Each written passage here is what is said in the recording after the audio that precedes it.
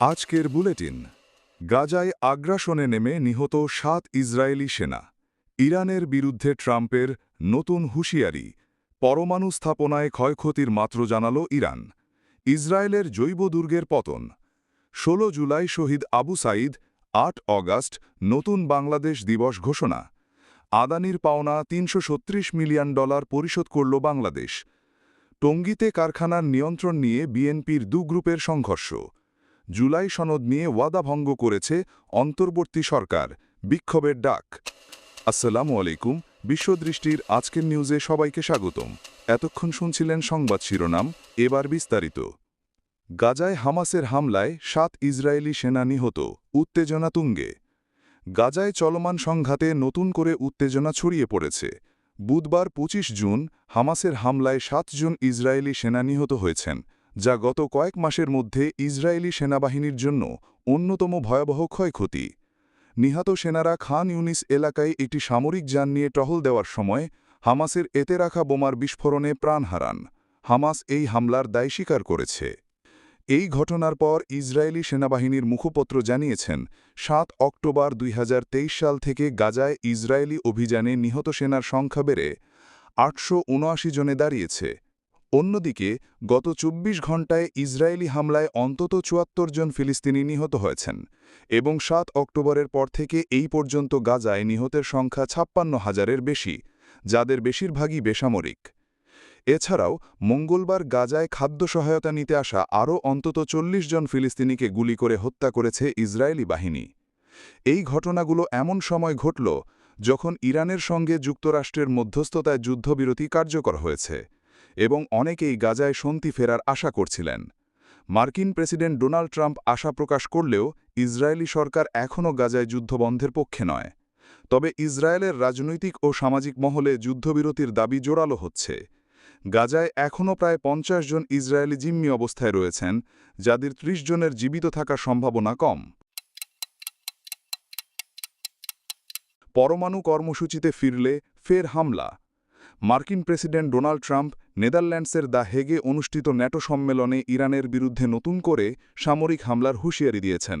তিনি স্পষ্ট ভাষায় জানিয়েছেন, যদি ইরান আবারও তাদের পারমাণবিক সমৃদ্ধিকরণ কর্মসূচি শুরু করার চেষ্টা করে, তাহলে যুক্তরাষ্ট্র কঠোর সামরিক পদক্ষেপ নেবে। ট্রাম্প বলেন, অবশ্যই আমরা আবার হামলা করব। এই মুহূর্তে ইরান কিছুই সমৃদ্ধ করতে চায় না। তারা কেবল নিজেদের ঘুরে দাঁড়ানোর চেষ্টা করছে। কিন্তু তারা বোমা পাবে না। তারা ইউরেনিয়ামও সমৃদ্ধ করতে পারবে না। তবে একই সঙ্গে তিনি ভবিষ্যতে ইরানের সঙ্গে সম্পর্ক গড়ে তোলার সম্ভাবনারও ইঙ্গিত দিয়েছেন। সম্প্রতি ইসরায়েল ও ইরানের মধ্যে হওয়া যুদ্ধবিরতিকে ট্রাম্প অত্যন্ত সমতাভিত্তিক বলে বর্ণনা করেছেন এবং ইরানের পরমাণু স্থাপনায় যুক্তরাষ্ট্রের সাম্প্রতিক হামলাকে একটি বিশাল বিজয় ও জবরদস্ত এক আঘাত হিসেবে উল্লেখ করেছেন। ট্রাম্প স্বীকার করেছেন যে এই সংঘাতে ইসরায়েলও বড় ধরনের ক্ষতির সম্মুখীন হয়েছে। বিশেষ করে ব্যালিস্টিক মিসাইলের আঘাতে অনেক ভবন ধ্বংস হয়েছে। ট্রাম্প ইসরায়েলি প্রধানমন্ত্রী বেঞ্জামিন নেতানিয়াহুর নেতৃত্বের প্রশংসা করেছেন। এছাড়াও ট্রাম্প দাবি করেছেন যে গাজায় যুদ্ধবিরতি ও বন্দিমুক্তি চুক্তির বিষয়ে উল্লেখযোগ্য অগ্রগতি হয়েছে এবং এর কারণ হল ইরানের পরমাণু স্থাপনায় যুক্তরাষ্ট্র ও ইসরায়েলের যৌথ হামলা। তিনি আশা করছেন খুব শিগগিরই গাজা চুক্তির বিষয়ে ভালো খবর পাওয়া যাবে।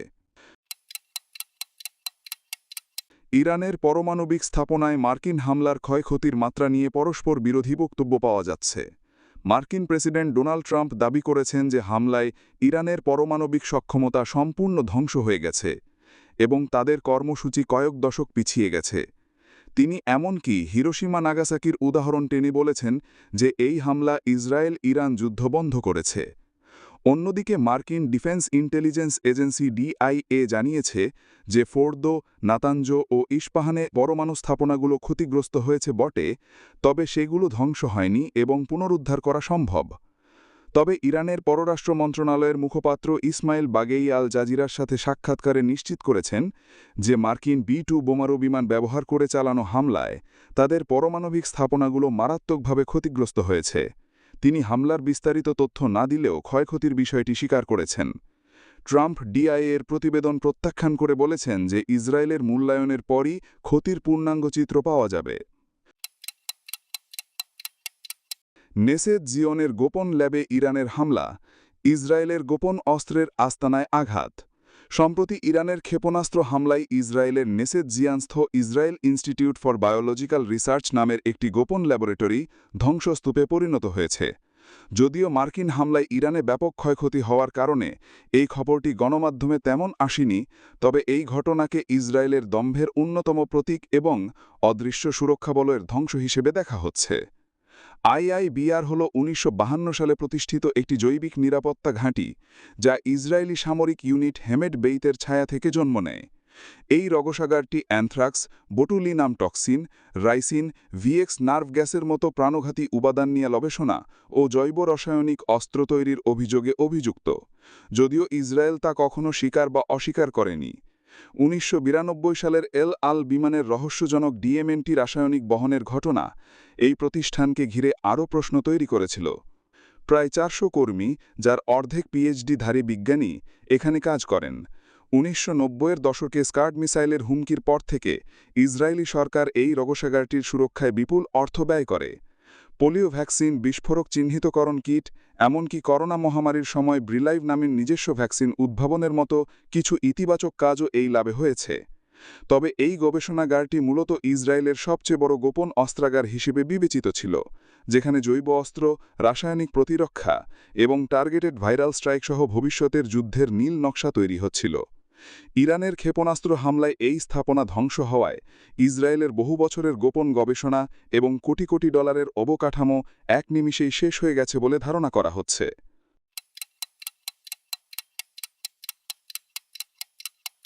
গণপ্রজাতন্ত্রী বাংলাদেশ সরকার সম্প্রতি ৩টি নতুন দিবস ঘোষণা করেছে। এর মধ্যে ৮ আগস্টকে নতুন বাংলাদেশ দিবস হিসেবে ঘোষণা করা হয়েছে। এটি ছাত্র জনতার অভ্যুত্থানে সরকার পতনের পর অধ্যাপক ড. মোহাম্মদ ইউনূসের নেতৃত্বে অন্তর্বর্তী সরকার গঠনের দিনকে স্মরণ করে। এছাড়াও গণ আন্দোলন চলাকালীন রংপুরে পুলিশের গুলিতে নিহত ছাত্র আবু সাইদের স্মৃতিতে ১৬ জুলাইকে শহীদ আবু সাইদ দিবস ঘোষণা করা হয়েছে।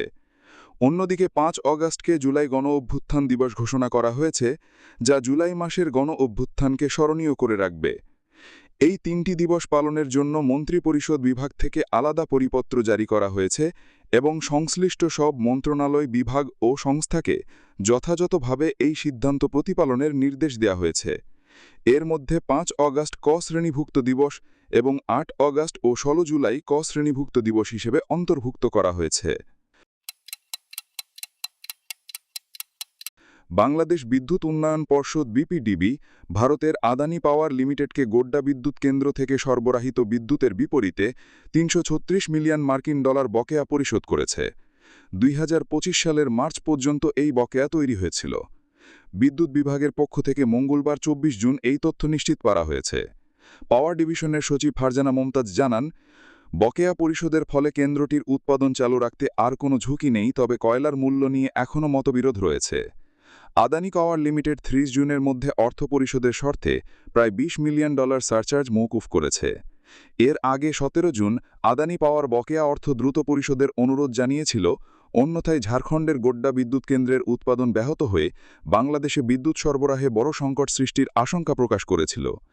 এই পরিশোধ এমন এক সময় হল যখন বাংলাদেশের অর্থনীতি বৈদেশিক ঋণ পরিশোধের তীব্র চাপে রয়েছে। বিদ্যুৎ বিশেষজ্ঞরা বলছেন, আদানিকে বকেয়া পরিশোধ একটি সাময়িক সমাধান হলেও এই ধরনের দীর্ঘমেয়াদী চুক্তি ও ব্যয়বহুল আমদানি নির্ভরতা ভবিষ্যতে আরও বড় অর্থনৈতিক চাপে ফেলতে পারে, বিশেষ করে যখন বিশ্ববাজারে কয়লার মূল্য ও ডলার সংকট বিদ্যমান। অন্তর্বর্তী সরকার থাকায় আন্তর্জাতিক চুক্তি নিয়ে নতুন সমঝোতার সুযোগ সীমিত, যা বিদ্যুৎ সংস্থানের মৌলিক সমাধানের অনিশ্চয়তা বাড়িয়ে তুলছে। গাজীপুরের টঙ্গী পূর্ব থানাধীন বিসিক শিল্প এলাকায় একটি ওয়াশিং কারখানার নিয়ন্ত্রণ নিয়ে বিএনপির সহযোগী সংগঠনের ২ গ্রুপের মধ্যে সংঘর্ষ, ধাওয়া পাল্টা ধাওয়া এবং গুলি ছোড়ার ঘটনা ঘটেছে। ঘটনাটি বুধবার ২৫ জুন দুপুর ও সন্ধ্যায় ২ দফায় ঘটেছে। এই সংঘর্ষের মূলে ছিল ঢাকা ওয়াশিং প্ল্যান্ট ২ নামের একটি কারখানা। যুবদল ও শ্রমিক দলের নেতার মোহাম্মদ আব্দুল কুদ্দুস ও মোহাম্মদ শাকিল আহমেদ এই কারখানায় ওয়াশিং কার্যক্রম চালাচ্ছিলেন, যারা টঙ্গী পূর্ব থানা বিএনপির সাংগঠনিক সম্পাদক মোহাম্মদ বিল্লাল হোসেনের অনুসারী ছিলেন।